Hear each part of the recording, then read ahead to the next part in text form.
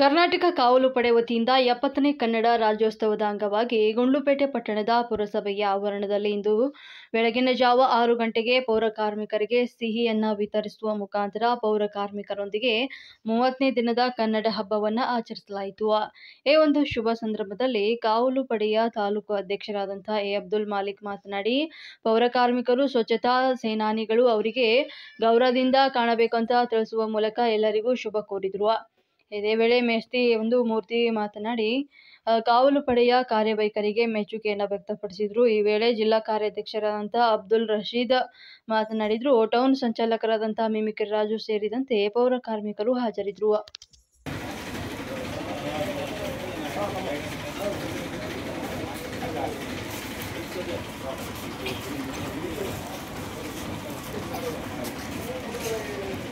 ಒಂದು ಫೋಟೋ ಹೊಡ್ಕೊಳ್ಳೋಣ.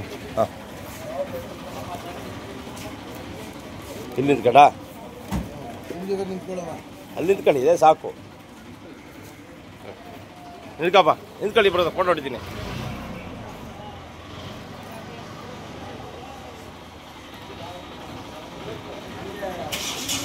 ಕರ್ನಾಟಕ ಕಾವಲು ಪಡೆ ಕೊಟ್ಟಿದ್ದೆ ಮಾತು ಇಟ್ಟಿದ್ದೇ ಇದ್ದೆ.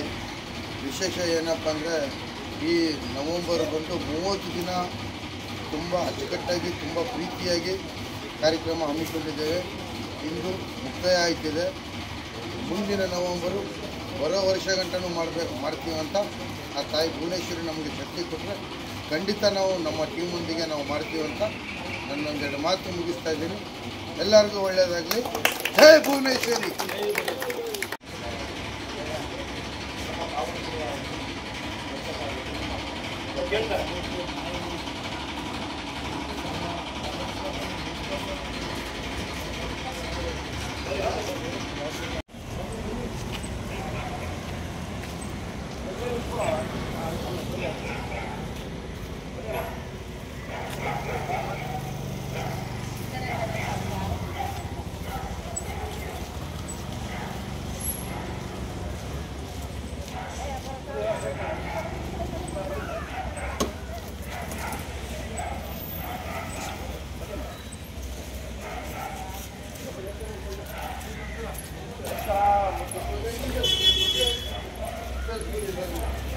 ಸರ್, ನವೆಂಬರ್ 1ನೇ ತಾರೀಕಿಂದ ಹಿಡಿದು ಇವತ್ತು ತಾರೀಕು 30 ದಿನ 30 ಕಾರ್ಯಕ್ರಮವನ್ನು ಕರ್ನಾಟಕ ಕಾವಲು ಪಡೆ ವತಿಯಿಂದ 70ನೇ ಕನ್ನಡ ರಾಜ್ಯೋತ್ಸವದ ಅಂಗವಾಗಿ ಕಾರ್ಯಕ್ರಮವನ್ನು ಕೊಡ್ತಾ ಬರ್ತಾಯಿದ್ದಾರೆ ಸರ್. ಹಾಗಾಗಿ ನೋಡಿ, ಡಾಕ್ಟರ್ಸ್ಗಳು, ವೈದ್ಯರು, ಸೈನಿಕರು ಮತ್ತು ಹಾಗೆ ನಮ್ಮ ಪೌರ ಕಾರ್ಮಿಕರು ದೇಶದ ಬಹುದೊಡ್ಡ ಆಸ್ತಿ ಅಂತ ಹೇಳ್ಬೋದು. ಹಾಗಾಗಿ ನೋಡಿ, ದೇವಸ್ಥಾನ, ಮಸೀದಿ, ಚರ್ಚು, ಕೃಷಿ ಇಲಾಖೆ, ಅರಣ್ಯ ಇಲಾಖೆ, ಪೊಲೀಸ್ ಸ್ಟೇಷನ್ ಎಲ್ಲ ಕಡೆ ಸಿಹಿಯನ್ನು ವಿತರಣೆ ಮಾಡ್ಕೊಂಡು ಬಂದಿದ್ದಾರೆ.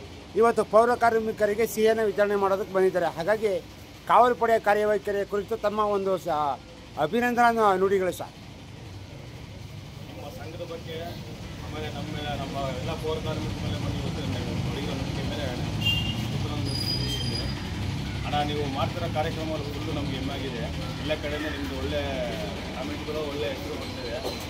ನೀವು ಹಂಗೆ ನಮ್ಮ ಪೌರ ಕಾರ್ಮಿಕರಿಗೆ ಬೆಂಬಲಿಸ್ತಿದ್ರೆ ನಾನು ಆಗಲೂ ನೋಡ್ತಾ ಇದ್ದೀನಿ. ನಮ್ಮೆಲ್ಲ ಪೌರ ಕಾರ್ಮಿಕರ ಪರವಾಗಿ ನಮ್ಮ ಸಂಘದವರಿಗೆ ಒಂದು ಧನ್ಯವಾದ.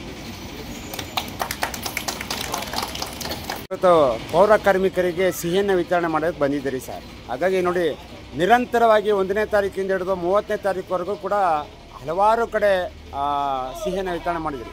ಇವತ್ತು ಪೌರ ಕಾರ್ಮಿಕರಿಗೆ ಸಿಹಿಯನ್ನು ವಿತರಣೆ ಮಾಡೋಕ್ಕೆ ಬಂದಿದ್ದೀರಿ 70ನೇ ಕನ್ನಡ ರಾಜ್ಯೋತ್ಸವದ ಅಂಗವಾಗಿ. ಈ ಸಂತಸವನ್ನು ಹೇಗೆ ವ್ಯಕ್ತಪಡಿಸಿರಿ ಸರ್?